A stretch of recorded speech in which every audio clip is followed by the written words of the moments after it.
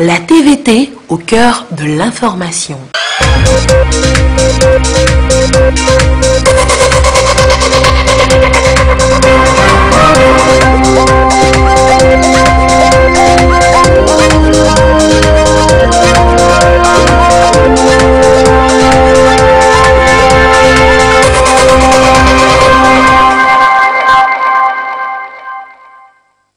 Merci de votre attention. Dans l'actualité ce soir, le Togo s'assure une nouvelle livraison de riz du projet Kennedy Round. Le ministre Agadazi de l'Agriculture et l'ambassadeur du Japon au Togo viennent de signer un nouvel accord de ce projet. Le Japon s'engage donc à livrer du riz sur une enveloppe d'1,5 milliard de francs CFA. Les plans d'installation de nos villes, bientôt revus à la faveur d'un nouveau projet de réinstallation, le PIDU, projet d'infrastructure et de développement urbain. Le cadre politique de ce projet, financé par la Banque mondiale, est à l'étude depuis ce mardi. Salomé. Et puis, le Thé des médias, 7e édition cette année, est prévu pour le 26 mai prochain.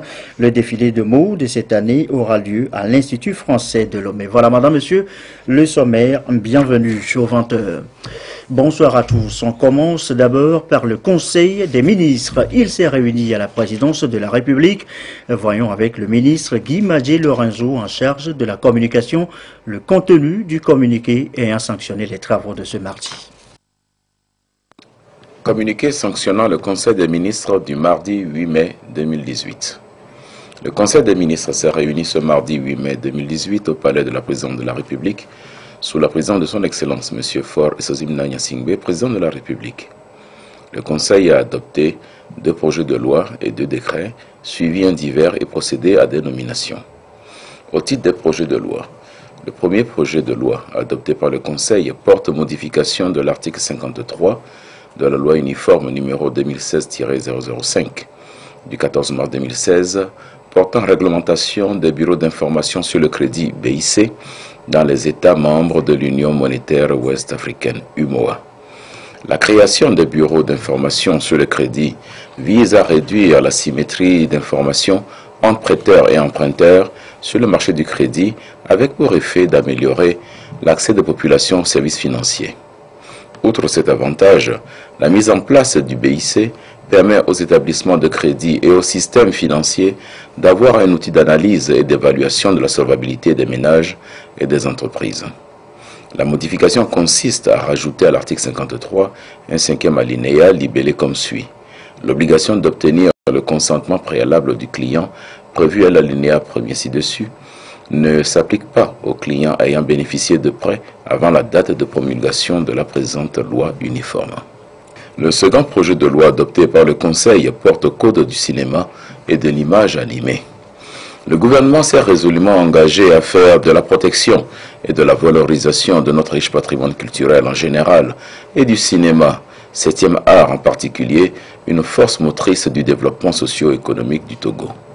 Par ricochet, les revenus générés par la filière au Togo vont au profit d'images étrangères importées, ce qui ne contribue ni à la connaissance mutuelle de population, ni au développement économique d'une industrie nationale de l'image.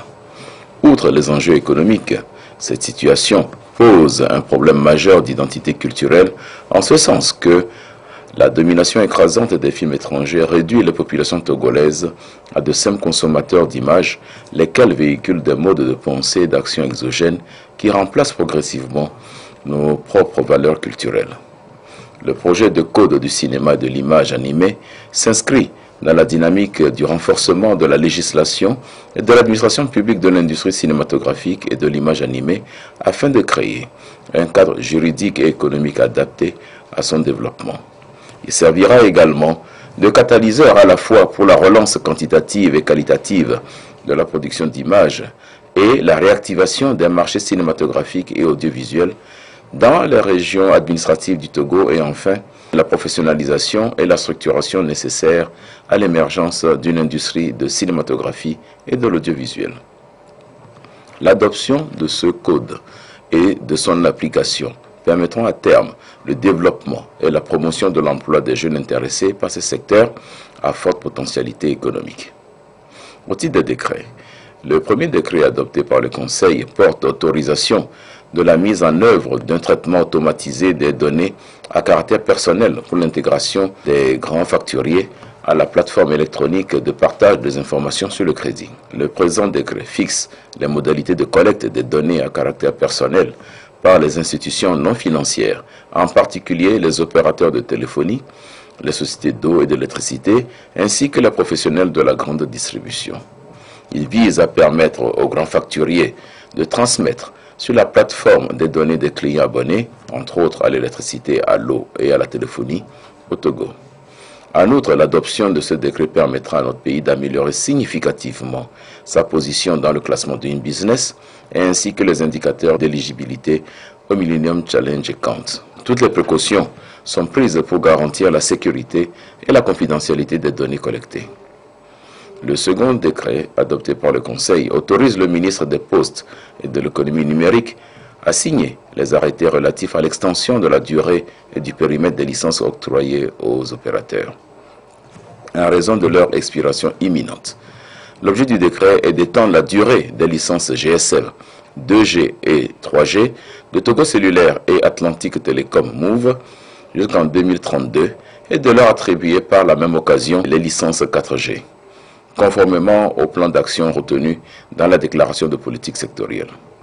Les objectifs poursuivis sont de mobiliser dans les meilleurs délais des ressources financières exceptionnelles dans le cadre de la loi de finances 2018, permettre aux consommateurs d'avoir accès aux services 4G, Internet très haut débit mobile, comme c'est déjà le cas dans pratiquement tous les pays de la sous-région, donner plus de visibilité aux opérateurs et les inciter à investir davantage pour la réalisation des objectifs de leur politique sectorielle et le développement de l'économie nationale, réaliser l'objectif de couverture 4G d'au moins 40% de la population à l'horizon 2022, fixé dans la déclaration de politique sectorielle, accompagner le processus de transformation du groupe Togo Télécom en procédant à la mise à niveau de ses licences.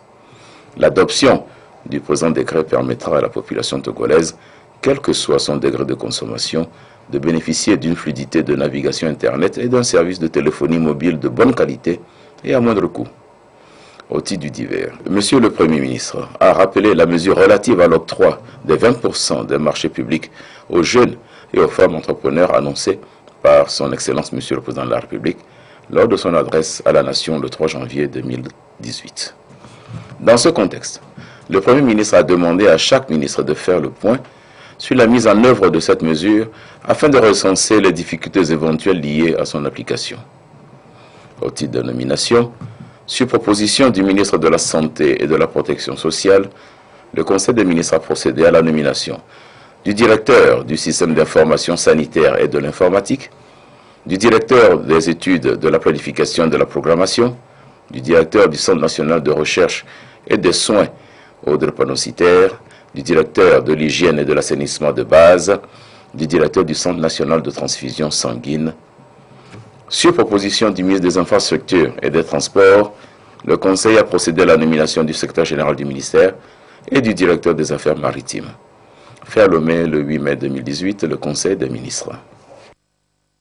Et voici donc les décrets délibérés ce jour en Conseil des ministres. Décret portant nomination du directeur du système national d'information sanitaire et de l'informatique au ministère de la Santé et de la Protection sociale. Le président de la République, le Conseil des ministres, entendu décrète. Article 1er, Dr Ganiou Tchanilé, médecin de santé publique, numéro matricule 05 61 43 R, est nommé directeur du système national d'information sanitaire et de l'informatique au ministère de la Santé et de la Protection sociale.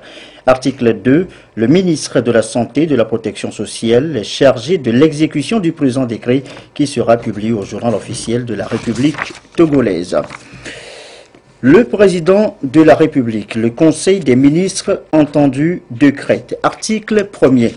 Dr Kokou Otogbe, médecin de santé publique, numéro matricule 05 58 28 N, est nommé directeur des études, de la planification et de la programmation au ministère de la Santé et de la Protection sociale. Article 2. Le ministre de la Santé et de la Protection sociale est chargé de l'exécution du présent décret qui sera publié au journal officiel de la République togolaise. Le président de la République, le Conseil des ministres entendu décrète. Article 1er. Dr Hezoué Manyang, médecin hématologiste, numéro matricule 07 49 43 H, est nommé directeur du Centre national de recherche et de soins aux drépanocytaires CNRSD. Article 2.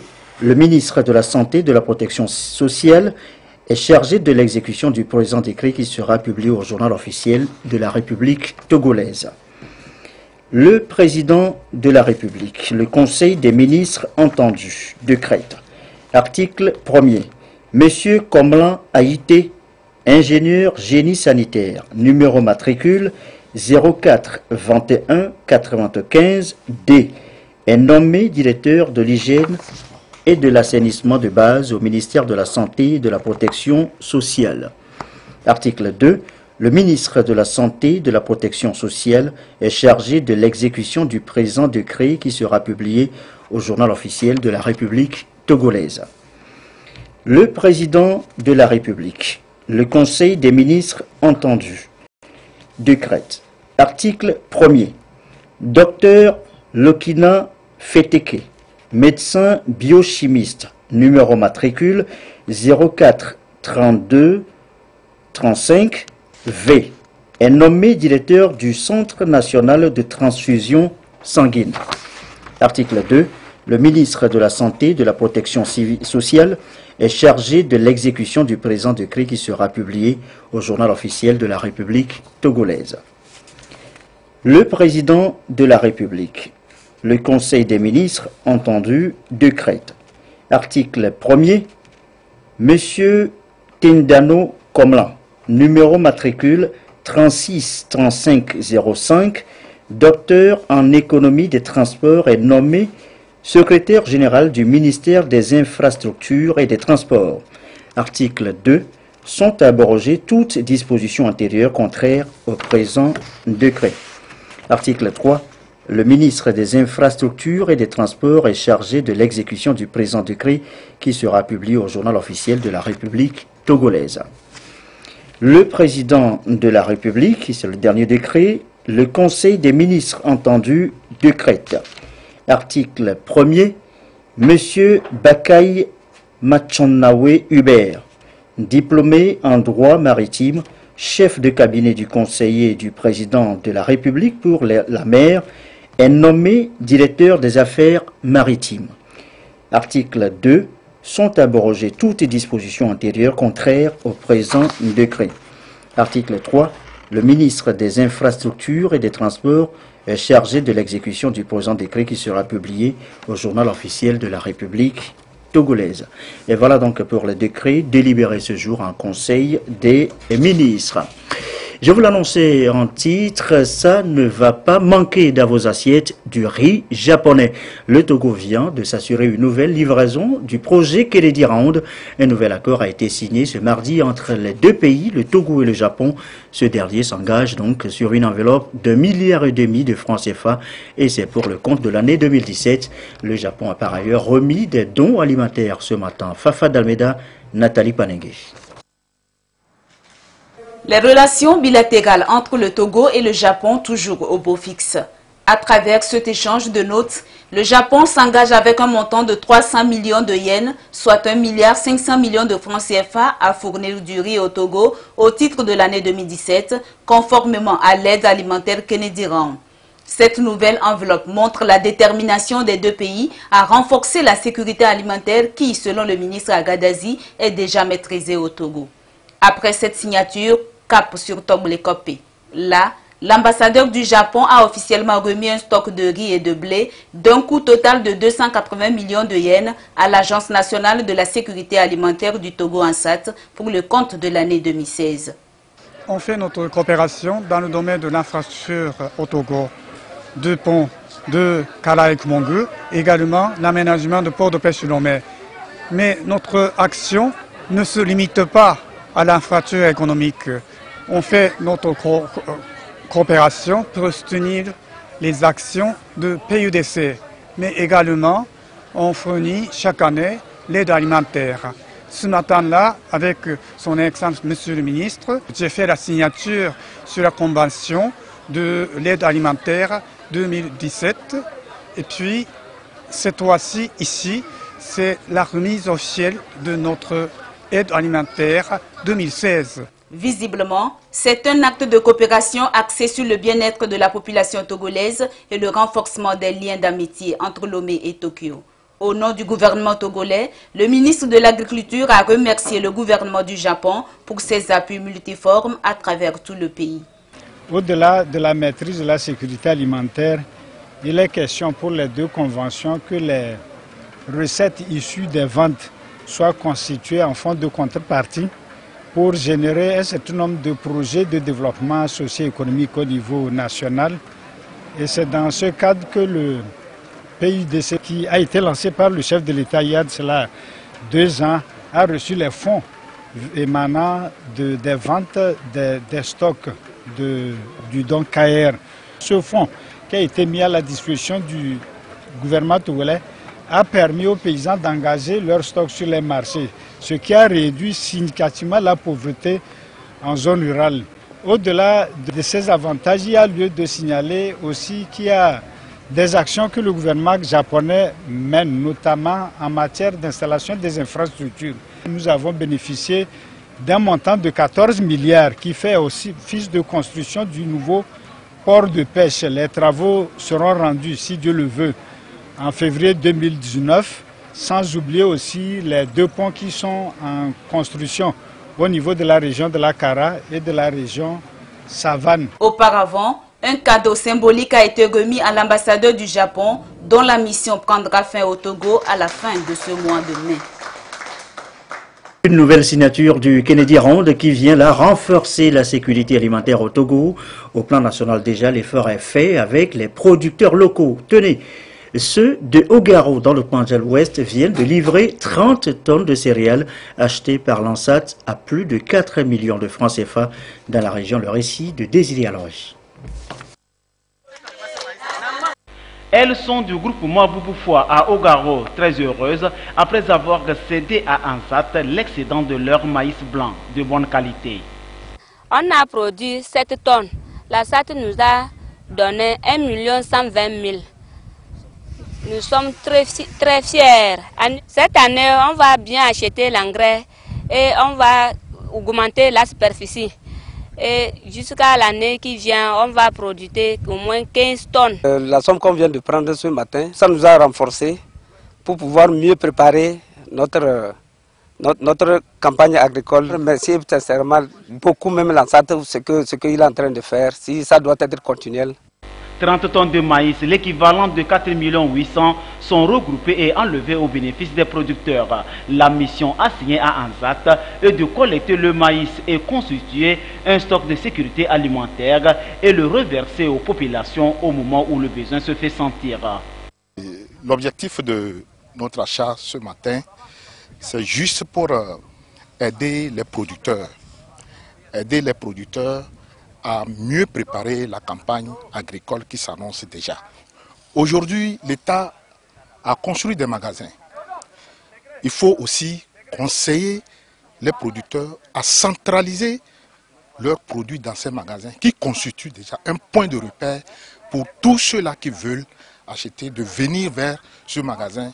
Et nous avons profité de l'occasion pour présenter la farine que l'ANSAT transforme et en sachet, qui est riche d'ailleurs, qui est très riche, qu'on peut faire la batte, qu'on peut faire la bouillie, on peut faire djenkoumé, tout ce qui va avec. ANSAT, pour mieux servir les populations, se base sur certains critères comme la qualité et autres aspects qui rentrent en jeu, notamment le regroupement pour pousser d'autres producteurs à respecter les normes de qualité. L'agence a vivement appelé les producteurs à se regrouper en sociétés coopératives pour être plus efficaces. Face au changement climatique qui porte un coup dur à la nature, elle a convié tous à ne pas brader les récoltes et privilégier les ventes groupées. Environ 50 tonnes de maïs sont acquises à travers cette opération d'achat effectuée par l'Agence nationale de sécurité alimentaire ANSAT auprès de ces groupements et coopératives agricoles des Vous réunis ici à Adiva dans la préfecture d'Amou. Évaluée à 8 millions de francs CFA, cette opération consiste à améliorer le revenu des producteurs à travers l'achat des excédents céréaliers et surtout leur permettre de bien entreprendre la nouvelle campagne agricole. Une politique du gouvernement pour les amener à accroître leur surface cultivable, mais aussi à augmenter le taux de productivité. Nous remercions le gouvernement pour nous avoir donné du soutien pour l'achat de ce maïs qui doit nous permettre de commencer la campagne agricole pour pouvoir financer encore la main-d'œuvre de nos superficies et nous pouvons étendre encore nos superficies. L'argent que nous allons prendre là, nous allons courir vers les magasins de l'engrais pour prendre nos cadeaux qui nous sont faits là-bas. Pour que l'an prochain, nous allons produire plus que cette année. Avec cette politique agricole, le gouvernement a engagé ces dernières années nombre d'actions visant à soutenir les producteurs. Il s'agit de la subvention des intrants agricoles, l'acquisition des semences améliorées, l'orientation et l'encadrement des producteurs dans le système agropastoral, ainsi que la construction des magasins de stockage pour conserver et garantir la sécurité alimentaire des produits. Il y a plusieurs actions, dont l'achat qu'on est en train d'effectuer pour pouvoir relancer les producteurs. Également, le gouvernement est en train de mettre en place le secteur interprofession qui permet aux producteurs de mieux affronter le marché tant national qu'international. Le gouvernement, à travers ces différentes opérations, entend donc de créer une dynamique de coopération entre les producteurs. C'est dans ce sens qu'ils sont entretenus sur les techniques et pratiques de conservation des produits et sur bien d'autres paramètres, notamment la création des groupements coopératifs agricoles qui permet aujourd'hui de booster le rendement. La nouvelle campagne d'achat de maïs dans le Pendjal et dans l'Amou avec nos reporters. Et pour encourager les producteurs, eh bien, le gouvernement vient de leur faire don de 2 véhicules, notamment aux producteurs d'anacarde et de karité, de quoi leur faciliter et le transport et le déplacement. Les précisions, Fafa d'Almeida, Nathalie Panegui. Un ouf de soulagement pour les producteurs de l'anacarde et de karité. Le gouvernement togolais, via le ministère de l'Agriculture, met à la disposition de leur fédération 2 véhicules pour les soutenir dans leurs efforts quotidiens. Ce geste rendu possible grâce à l'appui financier de la BOAD est salué par les bénéficiaires. Sur le terrain, on avait des difficultés énormes à joindre les 2 bouts, surtout celui de rallier les membres à la base, à la fédération, et aussi celui de faire les suivis. Le secteur agricole à travers l'anacarde, c'est un produit très porteur. Comme il est très porteur et aussi il assure la retraite du producteur aujourd'hui, du producteur agricole. Donc par rapport à ça, nous pensons également que cet apport de l'autorité du gouvernement à travers le ministère de l'Agriculture vient à point nommé. J'aurais besoin de ce véhicule pour faire des tournées, pour aller sensibiliser mes femmes. Je dois être à côté d'elles pour que ça se passe très bien et pour le développement du Togo et pour l'émancipation de la femme et l'autonomisation de la femme. Au Togo, le karité occupe essentiellement les femmes dans les régions septentrionales à travers la production et la commercialisation du beurre de karité et de ses produits dérivés. S'agissant de la filière de l'anacarde, il est un secteur à fort potentiel économique. Autre sujet évoqué ce soir, les problèmes rencontrés dans nos villes, lotissement, tracé des rues, installation des infrastructures d'eau et d'électricité, et j'en passe, des projets parfois pas forcément commodes pour les habitants. Un nouveau projet va tenter de rectifier le tir, le PIDU, projet d'infrastructure et de développement urbain financé par la Banque mondiale. Lomé, Kara et Dapan sont concernés. Le cadre politique du projet est à l'étude depuis ce matin. Les précisions, Edem Sosopo. Bien souvent, la réalisation des projets de développement affecte les riverains, un fait qui les plonge dans la précarité. Des leçons ont été tirées et le gouvernement veut trouver une solution durable à cet effet. Après la clôture du PURIS, projet d'urgence de réhabilitation des infrastructures et des services électriques, La Banque mondiale vient de financer un nouveau, le PIDU, projet d'infrastructure et de développement urbain. Avant son exécution d'ici à juillet, tous les acteurs concernés analysent d'abord les documents du cadre de politique de réinstallation et des plans d'action de réinstallation des travaux prioritaires de Dapaon, Kara et Lomé. 3 composantes forment le projet. Il y a la composante réhabilitation des infrastructures urbaines qui va s'atteler à financer les infrastructures socio-économiques majeures en concertation entre le gouvernement et les principaux bénéficiaires, c'est-à-dire les bénéficiaires des villes cibles du projet. Nous avons ensuite la composante renforcement de capacité qui va s'atteler à renforcer la gestion urbaine au quotidien des villes pour leur donner une maîtrise d'ouvrage en matière de décentralisation. Ensuite, la 3e composante est dédiée à la gestion quotidienne du projet.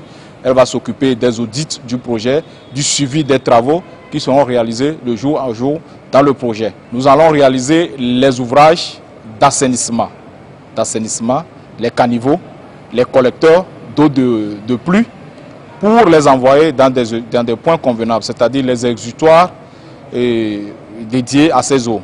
Nous allons aussi réhabiliter ou construire les voiries pour faciliter l'accès aux villes cibles du projet, aux infrastructures, à leur domicile, pour permettre aussi la libre circulation des biens et des personnes.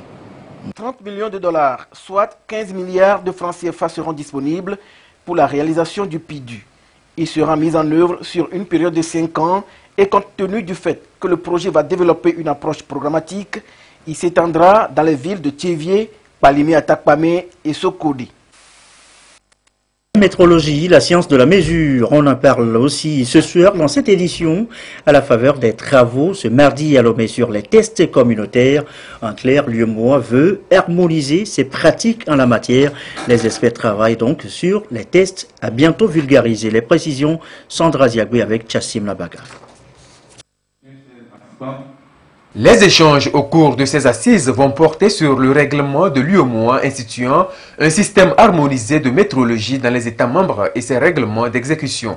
Ceux-ci, au nombre de 3, sont relatifs aux catégories d'instruments de mesure et dispositions de contrôle métrologique légal, aux produits préemballés ou assimilés et aux unités de mesure légales. En 2014, le Conseil des ministres, qui est l'un des organes statutaires de l'Union, a pris un règlement instituant un système harmonisé de métrologie. Qui dit un système harmonisé, dit surtout d'adopter des procédures communes au niveau des 8 États membres. Ça veut dire de travailler de la même manière en quelque sorte. Étant donné que c'est un domaine qui est nouveau et qui est un peu méconnu du grand public, il est du devoir de la Commission justement de vulgariser ces textes pour qu'il y ait une appropriation au niveau national. Et cela est valable pour tous les textes de l'Union qui visent justement à renforcer l'intégration régionale au sein de l'Union. Donc ceci dit, et on est toujours dans cette ligne droite de vulgariser ces textes et afin que tous les acteurs aient une compréhension commune de ces textes communautaires. Les travaux vont également permettre de préciser les rôles et responsabilités des différents acteurs dans la mise en œuvre des textes communautaires, de sensibiliser les associations de consommateurs et d'examiner toutes les difficultés qui pourraient entraver la mise en œuvre de ces règlements. Le représentant de la commission de l'UEMOA a salué les efforts déployés par les autorités togolaises pour se conformer aux dispositions du règlement instituant un système harmonisé de métrologie dans la zone. Il a appelé à l'opérationnalisation de l'Agence nationale de métrologie. Le secrétaire général représentant le ministre du Commerce et de la promotion du secteur privé a insisté sur les réformes engagées par le gouvernement pour se conformer à la réglementation. Il s'agit de la loi cadre portant organisation du schéma national d'harmonisation des activités, de normalisation, d'agrément, de certification, d'accréditation, de métrologie de l'environnement et de la promotion de la qualité et la loi sur la métrologie légale. On en vient maintenant à la santé avec d'abord ce rapport sur les soins obstétrico-néonatales, la surveillance des décès maternels au Togo. Que dit donc le rapport? Eh bien, on reviendra là-dessus dans nos prochaines éditions. L'objectif visé, eh bien, c'est une meilleure prise en charge des femmes enceintes jusqu'à l'accouchement. Et justement, pour une meilleure prise en charge de ces femmes enceintes, elles sont en première ligne, les sages-femmes. Elles célébraient hier à Lomé leur journée mondiale, une célébration en différé marquée notamment par une campagne de sensibilisation. Reportage Elie Agbanyandao de Douaré. C'est bon, vas-y, tiens le pied. Pousse fort, ça vient, bravo. Allez. Ces paroles et ces gestes font partie du quotidien de ces femmes. Des femmes pas comme les autres, des femmes à qui la nature a donné comme lourde mais très noble mission d'aider leurs semblables à donner la vie. Leurs noms en disent long, des sages-femmes. Au Togo, elles sont nombreuses et regroupées au sein de l'Association des sages-femmes du Togo, une association qui mène des actions en faveur du bien-être de la femme enceinte et de l'enfant.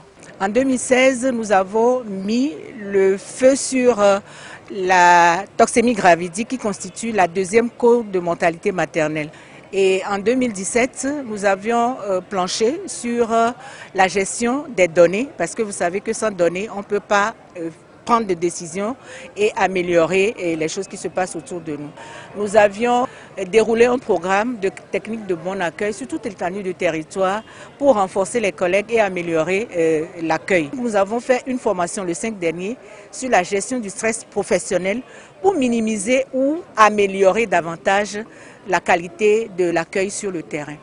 La célébration de la Journée internationale de la sage-femme au Togo met donc en lumière ces travailleuses de l'ombre ainsi que leur rôle crucial dans la réduction de la mortalité maternelle et infantile. La population n'est pas informée sur les niveaux de soins, ce qui fait que tout le monde se lève et va se présenter dans les centres de référence alors qu'il devrait normalement commencer par la périphérie. Et c'est quand ça dépasse le plateau technique de la périphérie qu'on les réfère au centre de référence. Malheureusement, ils vont s'agglutiner là-bas et quand les références même arrivent, il n'y a plus de place ni de techniciens pour les prendre en charge. Et donc c'est tous ces problèmes-là déjà passés en revue que nous allons remettre sur le tapis pour voir les recommandations qui avaient été faites. Est-ce qu'elles sont mises en œuvre? Quels sont les freins ou quelles sont les avancées que nous avons notées? Selon le Fonds des Nations Unies pour la population UNFPA, environ 2 à 3 femmes meurent chaque jour au Togo pour des complications liées à des grossesses ou à l'accouchement. Et sur 1000 bébés qui naissent vivants, 27 décèdent dans les 28 jours qui suivent leur naissance. Raison de plus pour intensifier les actions et promouvoir aux côtés du gouvernement et des acteurs de la société civile le métier de sage-femme au service de la femme enceinte avant, pendant et après l'accouchement. Il est 20h33 dans le reste de l'actualité. D'abord un mot de l'actualité à l'étranger. Madagascar secoué depuis fin avril par une crise politique. L'opposition demande le départ du président Eri Rajomariamampianina, élu fin 2013. La commission électorale malgache vient de proposer ce mardi d'anticiper la date des élections présidentielles et législatives prévues initialement en toute fin d'année. Le président sortant n'a pas encore annoncé s'il allait ou non briguer un second mandat. Retour chez nous, le thé des médias, nous l'annoncions aussi au sommaire. Nouvelle édition pour bientôt, le 26 mai prochain. Défilé de mode des journalistes et animateurs délocalisés cette année à l'Institut français de Lomé. Annonce faite cet après-midi en conférence de presse. Rafietou Mberekou, Medina Bacha Salami. Le thé des médias, une grande soirée de défilé de mode des journalistes et animateurs du Togo. La 7e édition de cet événement vient d'être lancée. La grande soirée est prévue le 26 mai 2018 à l'Institut français de Lomé où des professionnels de la presse seront en spectacle sur un podium. Le thème retenu pour le thé média 2018 est Médias et sport. L'idée derrière, c'est de mobiliser les médias autour du développement des sports au Togo, plus particulièrement le football. Et donc, sur la soirée, il y aura une autre sportive qui va être présentée au public qui sera là. Vous verrez des journalistes qui vont défiler en maillot des éperviers du Togo, qui vont jouer au football, petit poteau sur le podium, et qui porteront également les différents modèles qui vont être conçus par les stylistes qui sont retenus sur cette édition. Nous invitons le public à venir regarder la Champions League et la finale dans les jardins, dans une ambiance conviviale. Et à la fin de la finale, nous allons tous nous retrouver sur le podium du thé des médias pour partager des moments d'émotion et beaucoup de bonheur dans tout ce que nous avons envie de présenter. Des innovations sont apportées à cette 7e édition. Une course populaire, la présentation des talents artistiques cachés des journalistes, des spectacles et une remise de distinction honorifique. Vous donc pris sur le 26 mai prochain. Merci à vous qui nous suivez ce soir à Ogaro et dans tout le Pendjal et comme d'habitude, toujours fidèlement. Très belle soirée.